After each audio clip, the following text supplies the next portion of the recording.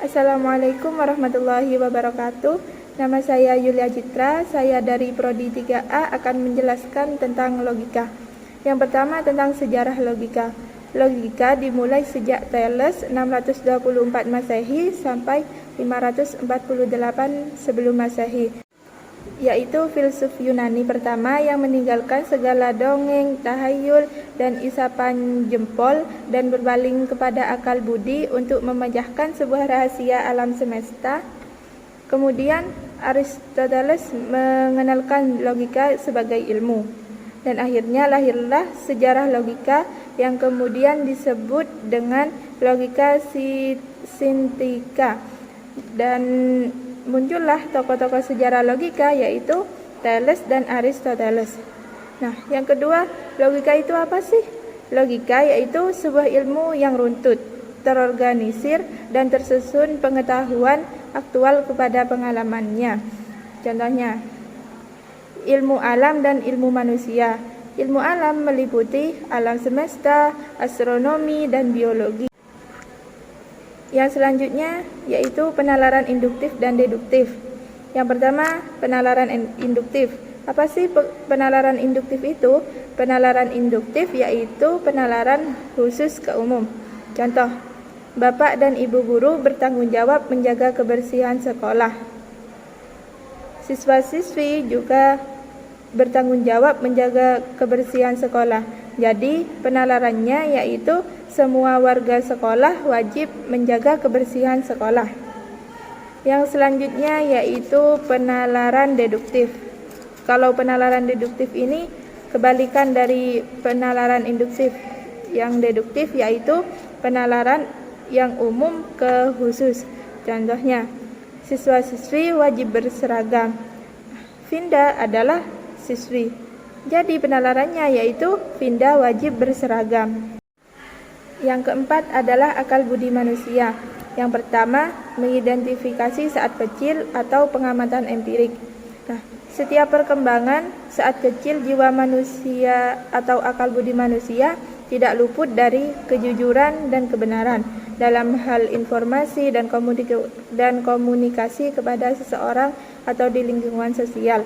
Yang kedua yaitu membandingkan dari pernyataan ke kesimpulan. Jadi, dalam konteks pernyataan terdapat suatu nilai, yaitu bisa jadi benar dan bisa jadi salah.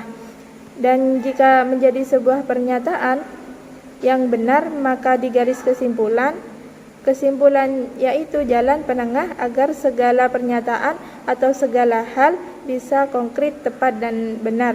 Yang selanjutnya yaitu kemampuan masing-masing, inteligensi atau ilmu masing-masing. Akal budi ada dua macam, yaitu etika dan estetika.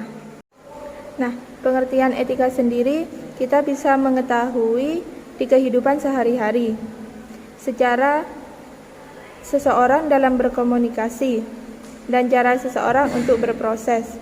Namun dalam dua hal tersebut seseorang tak luput dalam mengedepankan etika.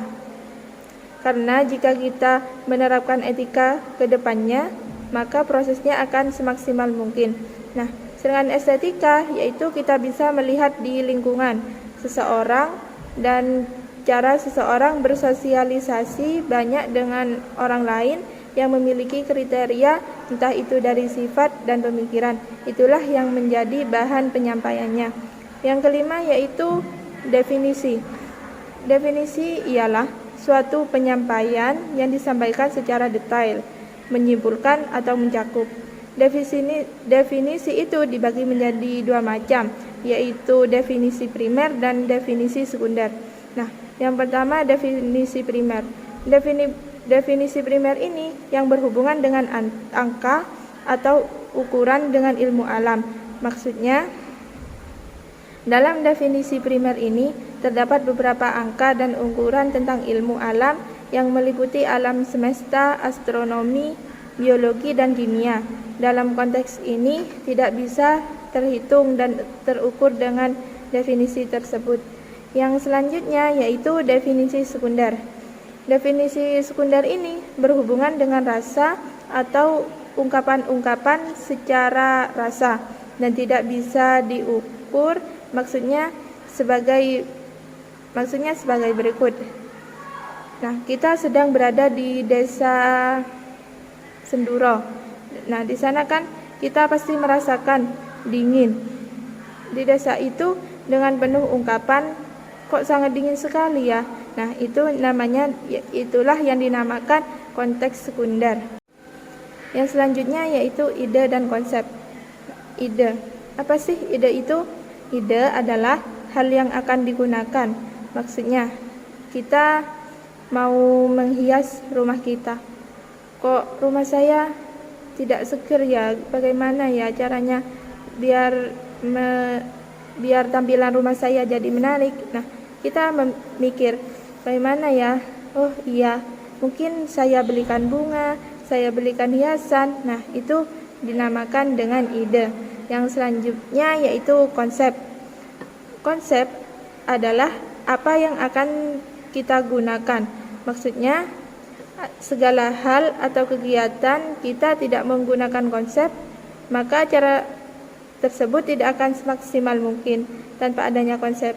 Jika kita menerapkan segala konsep, maka kegiatan kita akan semaksimal mungkin atau berjalan dengan lancar. Selanjutnya yaitu definisi nominal. Definisi nominal ini bersangkutan dengan material. Maksudnya, jika kita sedang tidak mau menghadiri acara atau kita sudah janjian tapi kita tidak bisa hadir gitu.